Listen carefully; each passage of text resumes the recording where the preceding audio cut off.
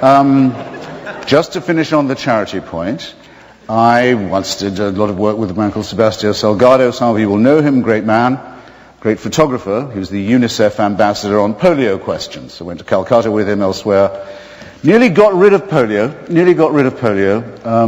nearly made it join smallpox as a disease, a thing of the past, a filthy memory, except for so many religious groups in Bengal and elsewhere, Afghanistan, West Africa, so on, telling their children, don't go and take the drops. It's a conspiracy, it's against God, it's against God's design. By the way, that argument isn't terribly new. When smallpox was a scourge, Timothy Dwight, the great divine who was the head of Yale, said taking Dr. Jenner's injection was an interference with God's design as well. That's sort of by the way. You need something like UNICEF to get major work done if you want to alleviate poverty and misery and disease. And for me, my money will always go to organizations like Médecins Sans Frontières, like Oxfam and many others, who, strange enough, go out into the world, do good for their fellow creatures for its own sake. They don't take the Bible along, as people do to Haiti all the time. We keep catching them doing it. Their money is being spent flat out on proselytization. It's a function of the old thing that was hand in hand with imperialism. It's the missionary tradition. They can call it charity if they will, but it doesn't stand a second look. So much on the business of doing good, except perhaps to add, since I have you for some extra minutes, that Mr. Blair and I at different times gave quite a lot of our years to the Labour Party and to the Labour movement. And if the promise of religion was true, had been true, right up until the late 19th century in, say, Britain or North America or Canada, that good works are what's required and should be enough, and those who give charity should be honoured, those who receive it should be grateful. Two rather revolting ideas in one, I have to say. There would be no need for human and social and political action. We could rely on being innately good, which we know we can't rely upon, and which I never suggested that we could, or should. So, now I'm intrigued now. So religion could be a good thing after all, sometimes we think. It's now the proposition. What would a religion have to do to get that far? Well, I think it would have to give up all supernatural claims. It would have to say,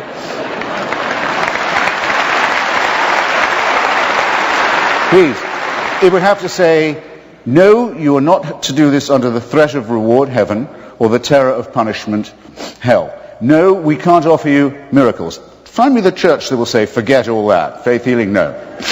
It would have to give that up. It would have to give up the idea of an eternal, unalterable authority figure who was judge, jury, and executioner against whom there could be no appeal, and who wasn't finished with you even when you died.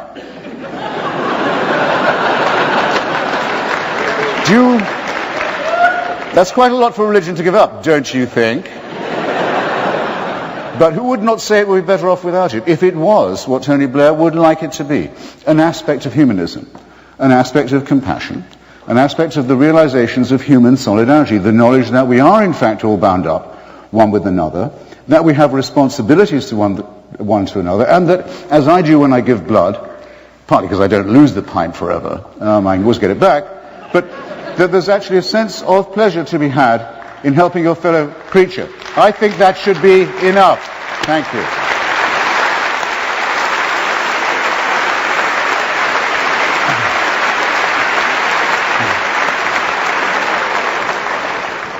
Tony, it must feel like the House of Commons all over again. I don't know. So far, they're a little politer, actually. Your final rebuttal, please. Yeah. It all depends, I guess, what your experience of religious people is. I mean, my experience of the people I was with last week in Africa that include deeply religious people is not actually that they're doing what they're doing because of heaven and hell. They're doing it for love of their fellow human beings. And that's, I think, something very fine. What's more, that they believe and that this love of their fellow human beings is bound up with their faith. So it's not something, yes, of course it is absolutely true. They might decide to do this irrespective of the fact that they have religious faith. But their faith, they feel, is an impulse to do that good. And, I don't recognize the description of the work that they do in what Christopher said. In Sierra Leone, where I was, you have Christians and Muslims working together to deliver health care in that country.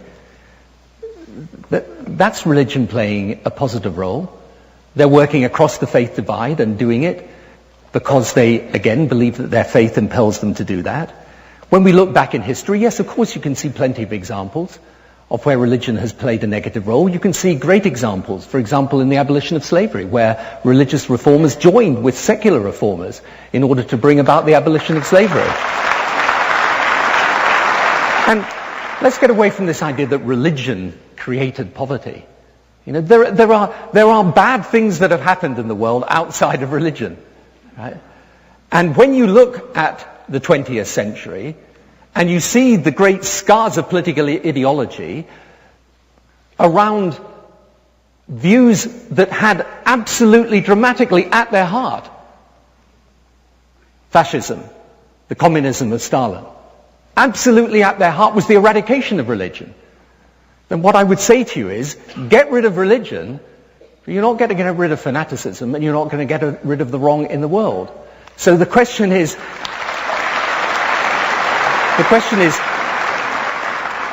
how then do we make sense of religion having this vital part in the world today, since it is growing and not diminishing? How do we make sense of this? And this is where, yes, there is an obligation on the people of faith to try and join across the faith divide with those of other faiths. That's the reason for my foundation. We have people of different religious faiths.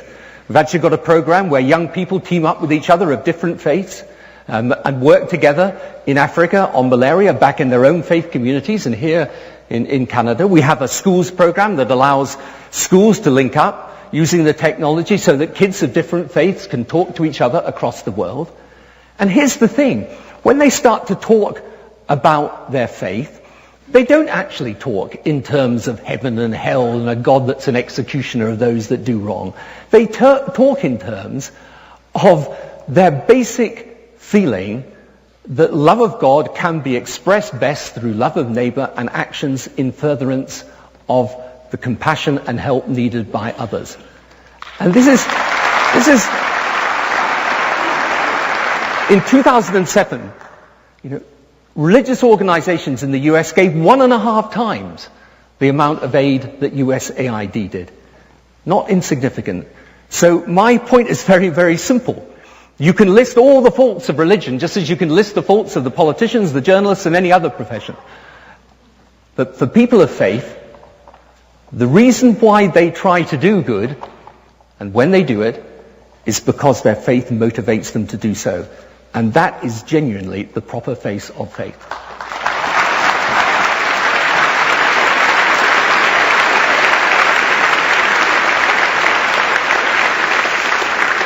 Well, gentlemen, thank you for a terrific start to this debate. The time has now come to involve you, the audience here at Roy Thomson Hall. Those written questions have been coming in, and some have been passed on to me and our folks in the control room. Also, we're going to bring on our online audience through questions that have been debated on our discussion boards, and I'm going to take some live questions from some younger audience members here on the stage. And in that regard, Christopher, we're going to start with a question from you. It's a young woman right here who would like to address you personally. Tell the audience your name and your question, please. Hi, my name is Megha Wadhwani. Just hold on a sec. We're going to get this microphone working. Okay. Is this microphone working? Try again. Hello? You got it. Okay. My name is Megha Wadhwani. I'm a recent graduate from the University of Toronto. And my question is actually in regards to globalization. This century, globalization will bring together, as never before, nations and peoples divided by wealth, geography, politics, and race. So my question is, instead of fearing faith, why not embrace the shared values of the world's major religions as a way of uniting humankind? Great question. Christopher? Yeah, well, unity out of faith? Or disunity? Perfectly good question, but seemed to be phrased as a call for common humanism. I mean, there's no I didn't hear anyone say, wouldn't it be better if everyone at least joined some church or other? Not a bit of it. I mean, common humanism is, I think, not made particularly easier by the practice of religion, and I'll tell you why. There's something about religion that is, very often at any rate, and in its original monotheistic Judaistic form, actually is ab initio an expression of exclusivism. This is our God. This is the God who's made a covenant with our tribe. You find it all over the place. It isn't always as sectarian as fundamentalist Judaism was, and sometimes still is, but it's not unknown. I mean, it's always struck me as slightly absurd to be a special church for English people, though I can sort of see the point. It strikes me as positively sinister that Pope Benedict should want to restore the Catholic Church to the claim it used to make, which is that it is the one true church, and that all other forms of Christianity are, as he still puts it, defective and inadequate. How this helps to build your future world of cooperation and understanding is not known to me. If you tell me in the Balkans what your religion is, I can tell you what your nationality is. You're not a Catholic. You know less about Loyola than I do, but I know you're a Croat, and I know you're a Croat nationalist. It's a religion, and in fact any form of faith, because it is a surrender of reason. It's a surrender of reason in favor of faith, is a fantastic force multiplier, a tremendous intensifier, I was trying to say, of all things that are in fact divisive rather than inclusive. And that's why its history is so stained with blood, not just of crimes against humanity, crimes against womanhood, crimes against reason and science, attacks upon medicine and enlightenment, all these appalling things that Tony kept defending himself from that I didn't even have time to bring up. But if you just look at the way the Christians love each other in the wars of religion in Lebanon, or in former Yugoslavia, you will see that there is no conceivable way that by calling on the supernatural, you will achieve anything like your objective of a common humanism, which is, I think you're quite right to say, our only chance of, I won't call it salvation. Thank you.